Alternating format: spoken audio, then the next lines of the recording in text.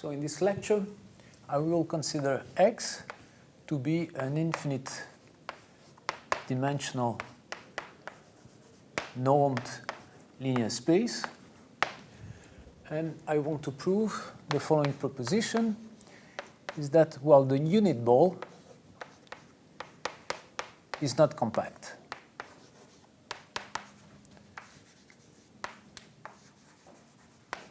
So remember that the unit ball, it's B01, which is all the points X in X, such that X is less or equal than 1.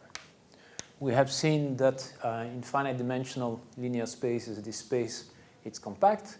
Now we will prove that if the space is infinite dimensional, then this set is not compact. And the proof relies on the following lemma. So let Y to be a subspace of X. So Y it's a linear subspace. And I'm assuming that Y it's closed. And that Y is different from X. So Y it's a proper subspace, which means that X minus Y is non-empty.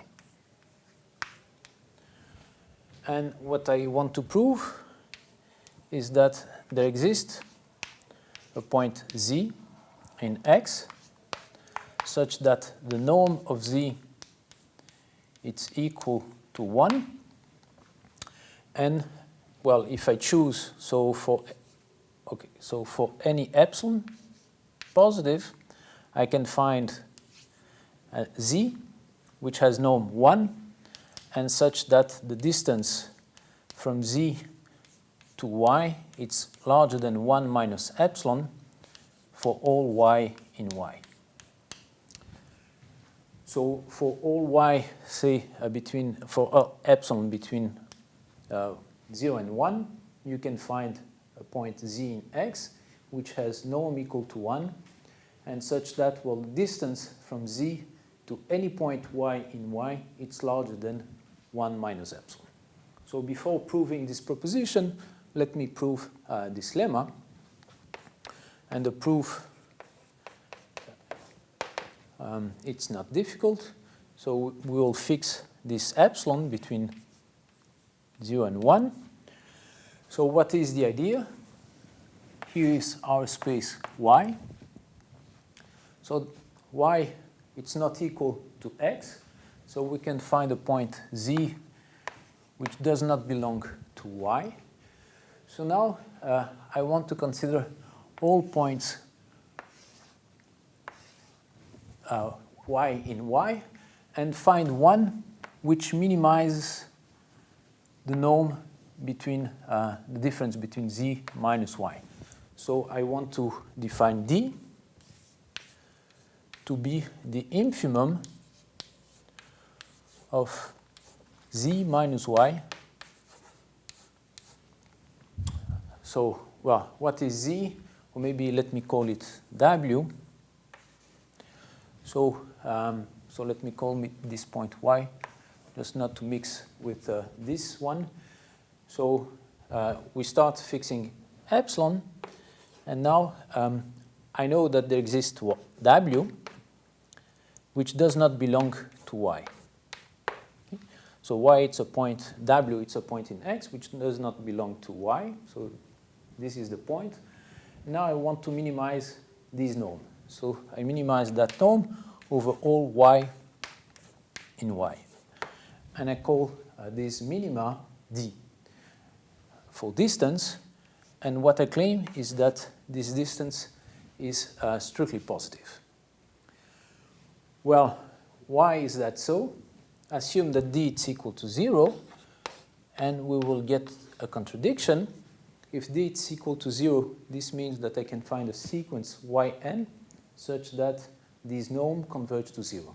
So if D is equal to 0, there exists Yn in Y, so a sequence such that W minus Yn, the norm of that converges to 0. but this means, therefore, that yn is converging to w. Since y is closed, this means that w belongs to y, but we started from a w which does not belong to y. Therefore, this distance has to be equal, strictly positive. Now, what I will assume, I will complete the proof by assuming that, so let me repeat this picture here. So here is w. Well, let's assume that there exists a y0 in y such that w minus y0 is equal to d. So let me assume that this infimum, well, it's actually attained, so that I can find y0 such that the distance, the norm of w minus y0, it's exactly equal to d. Okay? So that will be our y0. And let me define z to be this point, w minus y0 divided by the norm of w minus y0. So now, of course, z has a norm equal to 1, so it satisfies the first condition. And now I just have to guarantee that this norm is larger than 1 minus epsilon for any y. So take y in y, consider z minus y. By definition, z minus y, it's equal to, well, z is w minus y0 divided by the norm of w minus y0 minus y. So I can rewrite this as 1 divided by w minus y0, which multiply w minus y0 minus y times the norm of w minus y0. So since w it's a linear subset, this element y times this norm belongs to y. y0 also belongs to y, so this element belongs to y. So what we have here, it's w minus this point, which belongs to y. And therefore, since d is the infimum, this norm it's larger or equal than d, because d is the infimum, and as we have seen, y0 plus y multiplying by this scalar, it's an element of y, so this norm is larger or equal than d, and y minus the norm of y minus w0 by assumption is equal to d. So this actually proves that for any y, the norm of z minus y, it's larger than 1, and so it's larger than 1 minus epsilon. So in the case in which there exists this y0, the proof is quite elementary. We obtained a point z, which is given by this expression, which has norm equal to 1, and such that the norm of z minus y it's larger or equal than 1, whatever y. Of course, we cannot guarantee the existence of y0, so I have to adapt this proof for the case in which this y0 does not exist, and this is what I will do next. So we are proving this lemma, and so this is the statement. I want to show that for any epsilon there exists z which has norm equal to 1 and such that z minus y, the norm of z minus y is larger than 1 minus epsilon for all y. And what we did up to now is that we introduced this d, which is the infimum of these norms, and we proved that it is strictly positive. Well, that's fine. So remember, here is y, there is w, and what we are trying to do is to minimize this distance. So d is the infimum. So let's fix some positive delta that will be chosen later. And since d is this infimum, we know that there exists some y0 in y, such that, well, y0 almost match this infimum, which means that w minus y0, well, it's not equal to d, but it's less than 1 plus delta times d. d is strictly positive, and therefore we can find y0 for which this is less than 1, this norm, it's less or equal than 1 plus delta times d. So this will be our candidate. We want it to be known, to have norm equal to 1. So let's normalize that.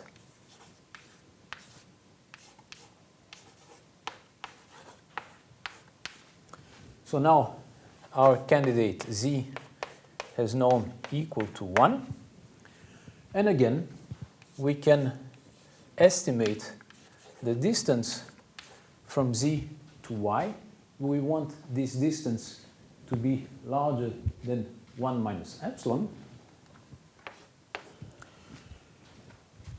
Well, z minus y, by definition, it's y minus y0 divided by the norm of w minus y0 minus y. We can rewrite that as 1 over w minus y0, which multiply w minus y0 minus w minus y0 times y. So this expression here, it's equal to w minus y0 plus the norm of w minus y0 times y. This is an element of y. Therefore, w minus this element of y, the norm of this expression, it's larger than d because d is the infimum. So this expression, it's larger than d because d is the infimum, while w minus y0, it's bounded below by 1 plus delta times d. Therefore, 1 over w minus y0, the norm, it's bounded above by 1 plus delta times d. This is equal to 1 over 1 plus delta, and we choose delta such that 1 divided by 1 plus delta, it's equal to 1 minus epsilon. I leave it to you to check how you express delta in terms of epsilon. So by choosing this delta, we get that whatever y in y, the norm of z minus y, where z is this element, this is larger or equal than 1 minus epsilon, and this is exactly what we wanted to prove. So this completes the proof of this lemma, which I recall is that if you take y a closed linear subspace, which is a proper subspace in the sense that y is strictly contained in X, then whatever epsilon, you can always find a point z which has norm equal to 1 and whose distance to y, so norm of z minus y, it's always bounded below by 1 minus epsilon. So now let's turn to the proof of this proposition. Well, since X is infinitely dimensional, I can always find w which belongs to X. So let me define z1 and w different from 0. So let me define z1 as w divided by the norm of W, so that Z1 has norm equal to 1. And what I will do is I will construct by induction a sequence. So here's my goal. I want to construct a sequence Zj, j larger than 1, such that, well, each Zj has norm equal to 1, and such that the distance between Zj and Zk is larger than 1/2 for all j different from k. So this is my goal, and I will construct this sequence by induction. So I start by choosing just a point, Z1, or W, different from 0, and setting Z1 to be W divided by its norm. So I have a point Z1 which has norm equal to 1 as I wanted. Now I will assume, so here goes the induction, I will assume that I have a family Z1 up to Zn of points which such that, well, this holds. So they have all norm equal to 1, that they all are at distance larger or equal than 1/2. And I will add a further property, is that I want Z1 up to Zn to be linearly independent for all n larger than 1. So whatever the finite family, this family is made of linearly independent elements. So let's assume that this holds for n, and now I want to construct, so I have a family Z1, Z2 up to Zn of elements of X which satisfy these properties, which means that they have all norm equal to 1, they are distance at least 1/2 from each other, and they are linearly independent. And once I have that, I want to construct Zn plus 1. And how do I do that? Well, let me take the span of Z1, Zn, right? So remember, this is the set of all linear combinations of Z1 to Zn. So this is the set where each of these alpha j belongs to our field K.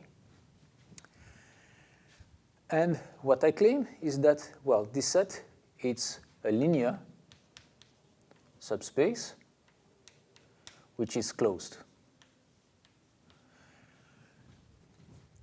That it's linear, it's clear. That it's closed, well, let's show that this space, let me call it Yn, it's closed. So let's consider a sequence xk in Yn. Let's assume that xk converge to some x, and let's prove that x belongs to Yn. Well, if xk converges to x, this sequence xk, the norm of this sequence converges to the norm of x, and therefore this sequence is bounded.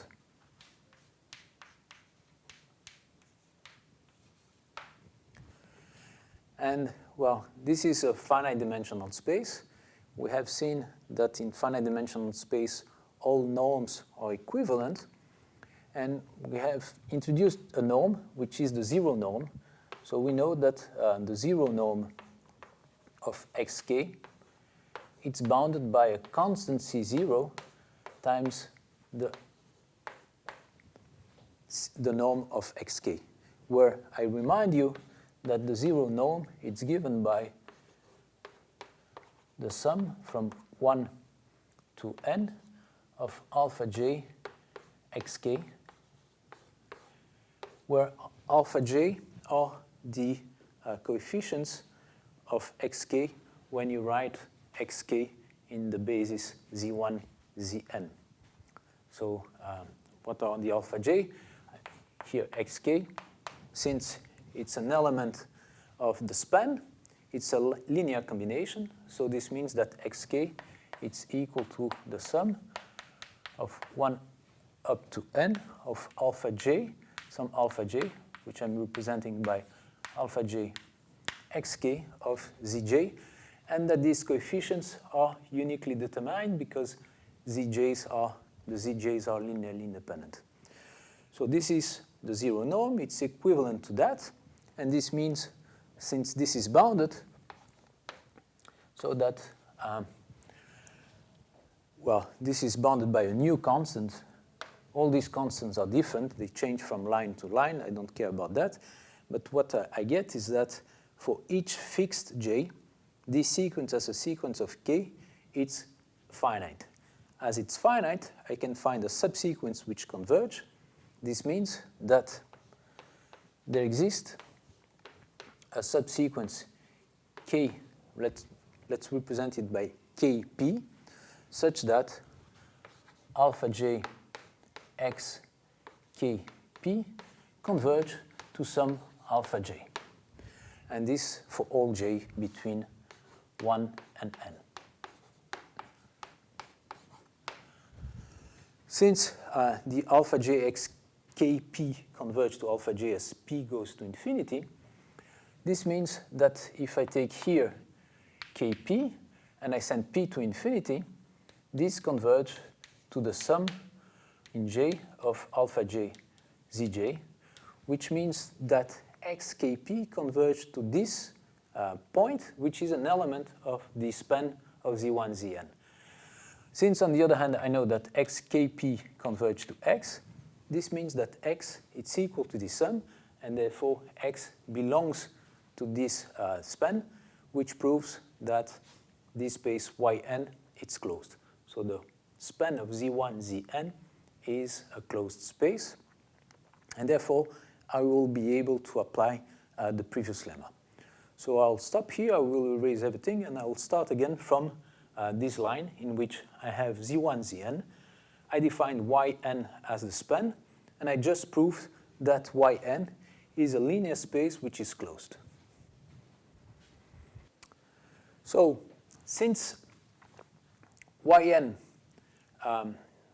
we just proved, so let me just remind what we did up to now. We have this, we are constructing a sequence. We assume that we have already constructed z1, zn. I'm trying to construct zn plus 1. I define yn as the span, and I proved that yn it's a linear subspace which is closed. Now, since x is infinite dimensional, there is a point w which does not belong to the span, to yn. Because otherwise, if yn, the span, is equal to x, this means that x is finite dimensional and has a dimension equal to n. So since x is infinite dimensional, I can find w which doesn't belong to yn. So yn it's a proper subspace, and therefore I can apply the previous lemma. And the previous lemma, with epsilon equals to 1/2, tells me there exists a point which I will represent by zn plus 1, such that the norm of zn plus 1 is 1, and zn plus 1 minus all elements in this span, and well, z1 up to zn belongs to the span of this space. So in particular, zn, the norm of zn plus 1 minus zj, it's larger than 1 minus epsilon, but I'm choosing epsilon equal to 1/2. So this is larger than 1/2. So zn plus 1 has norm equal to 1. The distance between zn plus 1 and all previous elements, it's larger than 1/2.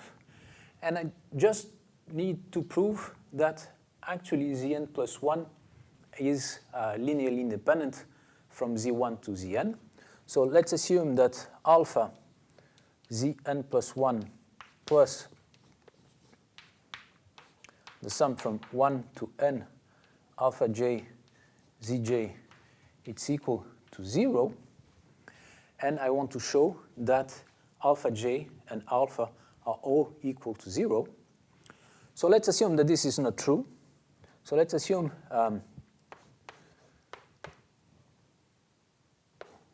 that alpha j plus alpha is different from 0. Well, the first thing I observe is that alpha has to be different from 0, because if alpha is equal to 0, then what I get is that this sum is equal to 0, but I know that the Zj's are linearly independent, and that would imply that all alpha j's are equal to 0. So if alpha is equal to 0, this implies that they are all equal to 0. On the other hand, if alpha is different from 0, I can divide this expression by alpha and get that Zn plus 1 is equal to minus, maybe let me put the minus inside, minus alpha j from divided by alpha Zj, which means that Zn plus 1 belongs to the span, but we know that Zn plus 1 does not belong to the span because, well, in the way we choose, Zn plus 1 doesn't belong to Yn, and therefore doesn't belong to the span. So this means that they are linearly independent. So let me repeat this last step, which maybe is not clear. First, I know that Zn plus 1 does not belong to Yn, because by construction, in the lemma, we had that Zn plus 1 minus y, that this is larger than 1/2 for all y in Yn. So remember, the lemma states that Zn plus 1 minus y, it's larger than 1/2, or 1 minus epsilon, but in our case 1/2 because we chose epsilon to be 1/2. So this is true for all y in Yn. And this means that Zn plus 1 does not belong to Yn. So we know that Zn plus 1 does not belong to Yn, to the span. So I want to prove that they are linearly independent. So I take that this is equal to 0. My first claim is that alpha has to be different from, that alpha has to be equal to 0. Because if, so my claim, okay. So let's consider that, and I want to conclude that all alphas are equal to 0. So my first claim is that alpha has to be equal to 0. Because if alpha is different from 0, I can divide this expression by alpha and get that Zn plus 1 belongs to the linear span. Zn plus 1 belongs to Yn, but we know that this is not true. And now if alpha is equal to 0, since Z1, Zn are linearly independent, I get that all alpha j's are equal to 0, and therefore this proves that they are all equal to 0, and therefore that Z1, Zn, Zn plus 1 are linearly independent. So we constructed this sequence by induction. So we just did that. I will erase everything, and we'll start now from this sequence. So up to now, I constructed a sequence Zj, which all terms, they have norm equal to 1. The difference is always bounded below by 1/2, and they are all linearly independent. So now I'm ready to prove that the unit ball is not compact. Well, consider the sequence Zj. The sequence Zj belongs to the ball because all terms Zj have norm exactly equal to 1. And I want to show that, well, I cannot find a subsequence which converge. So assume that I can find a subsequence Zjk which converge to some element x.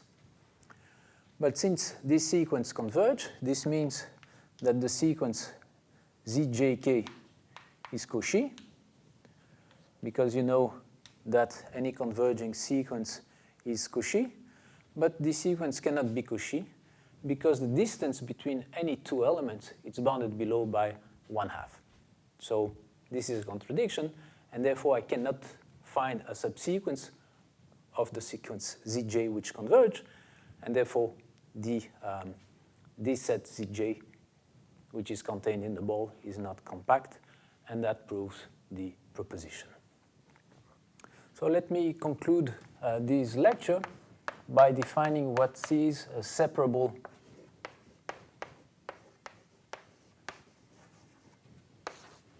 normed linear space X. So I'll say that a normed linear space X is separable if there exists a dense countable subset. So if there exists a set or a subset D of X, which is dense and countable.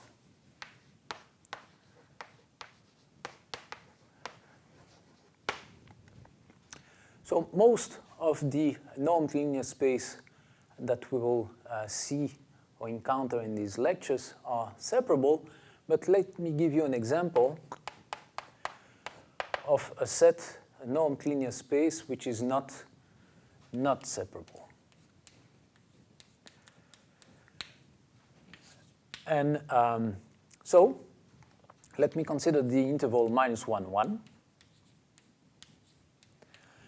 And let me define by M the set of measures, signed measures on this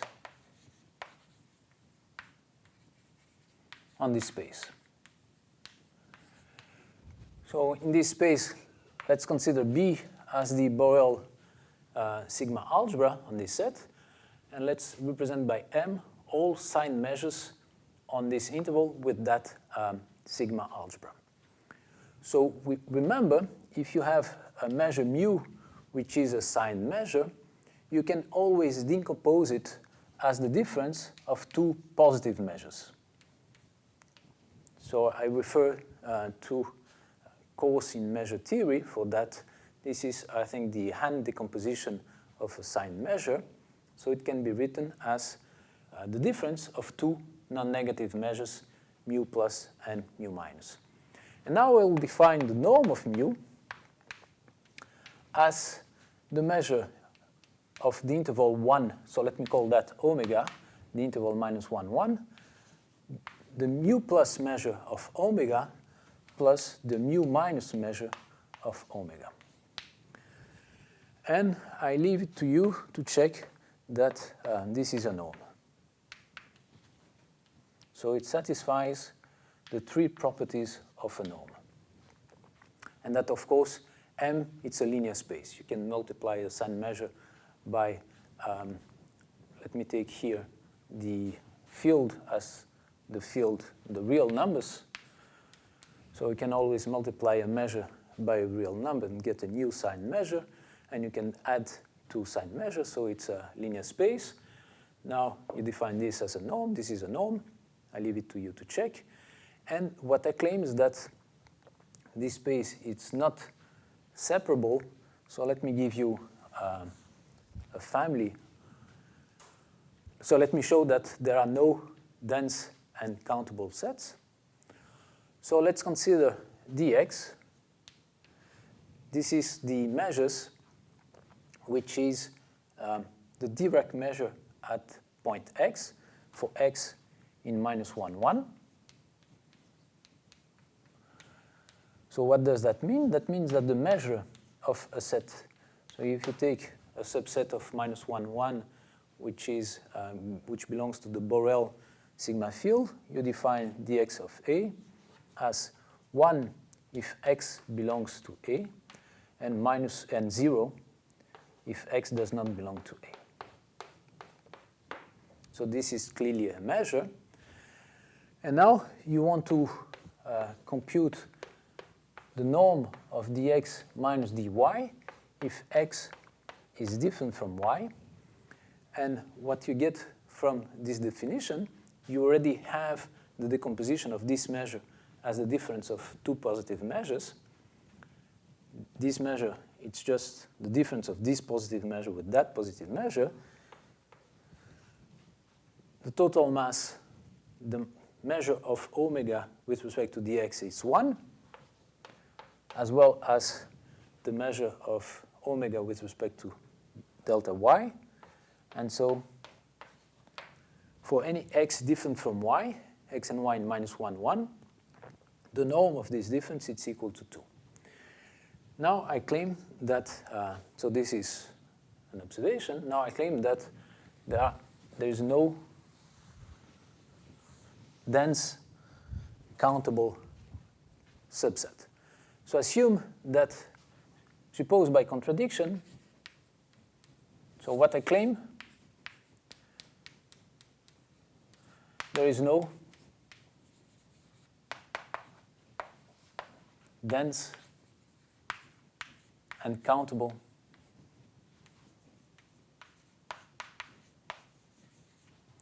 set D, or subset D of M. I will argue by contradiction. So assume there is.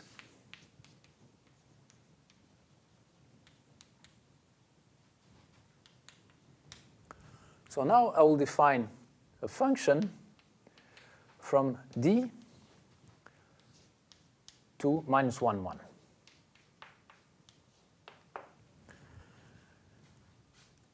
Or, sorry, from minus 1, 1 to D.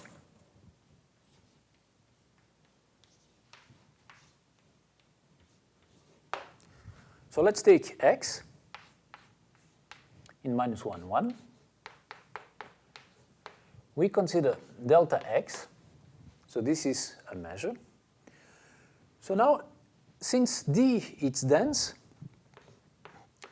so there exists a measure mu in D such that the norm between dx and mu is less than 1/2.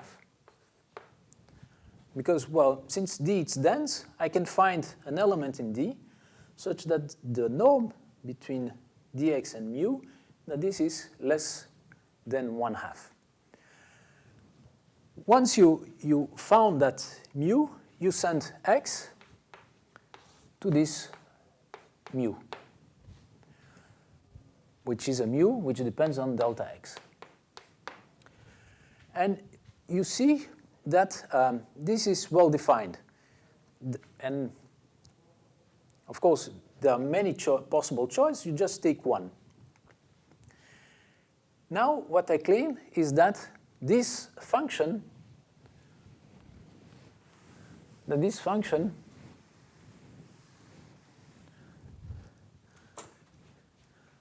is injective.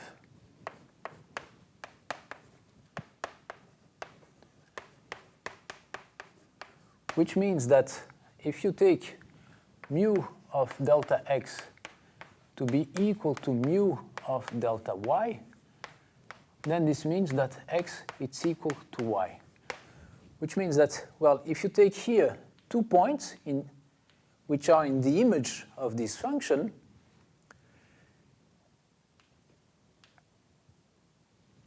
if you take 2 points which are in this, which are different, they are coming from different points. Or if you wish, if you take f of x equal to f of y, then you need to have x to be equal to y. So f is injective. And why is that so? Well, because you know that dx and dy are at distance 2. But now you know that dx and mu are at distance less than 1/2. So to prove that x is equal to, let's compute dx minus dy, based on the fact that mu of dx is equal to dy. This is, I can use the triangle inequalities to say that this is less than dx minus mu of dx. plus mu of dx minus mu of dy plus mu of dy minus dy. Right? So remember, mu of dx, it's a measure in d, which is the one which is a distance less than 1/2 from dx. And so from this, we know that this first distance, it's bounded by 1/2 by definition of mu dx. Since I'm assuming that mu of dx is equal to mu dy, because I'm assuming that fx is equal to fy, this is 0. And this is also bounded by 1/2. So what I get from this computation is that this distance, it's less or equal than 1. On the other hand, I know that if x is different from y, this distance is exactly equal to 2. So if it's less than 1, they should be equal.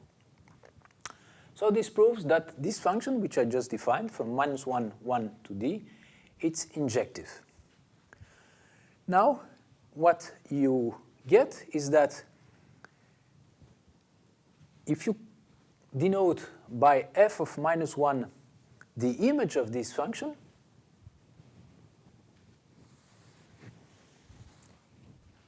I have a function f from -1, 1 to f of -1, 1. So this is the image of this function. And this is included in d, because this function is defined from -1, 1 to this at d. Well, we've seen that f it's injective. By restricting the image to the image of this function, we get a bijection. So now we have a function f, which is a bijection between the interval -1, 1 and a set which is a subset of a dense and countable set.